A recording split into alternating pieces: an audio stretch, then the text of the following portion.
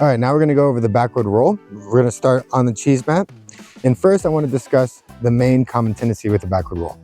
A lot of times when they start sitting down like this, and you just tell them to roll backwards, brand new students are not used to this motion. So what they're gonna do is they're gonna grab onto the mat like this and then try to roll, okay? So obviously that's not good, we don't want that.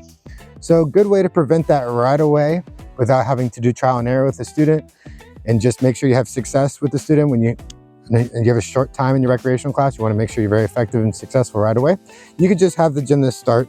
If you don't know the student, if you don't know who they are, have them put their hands on their head, and your hands on your head like that.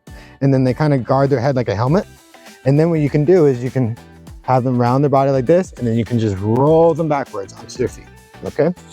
So now, that's another common tendency, they'll roll backwards onto their knees. And so what you can do is have them land in like a little straddle onto their feet. So you're gonna tell them to sit back down here, and then you're gonna grab their foot and say, land on your feet, land on your feet, land on your feet, okay? That just triggers them to think about their feet. Grab your head again, use it as like a helmet around their body, then grab them like this and just have them land on their feet in a straddle. You're gonna straddle, there you go. Okay, the straddle makes it easier so they can fit their body through their legs and their knees don't hit their face. Okay, so let's try it one more time. You know, land kind of like in a straddle, and don't forget to land on your feet. Okay, around your belly, roll, straddle the legs, just like that, okay? So then the next step would be using your hands like a pizza box over the head, okay? So we're gonna sit here. Now you're gonna put your hands like a pizza box over your head. You're gonna hold it real strong right there, real strong.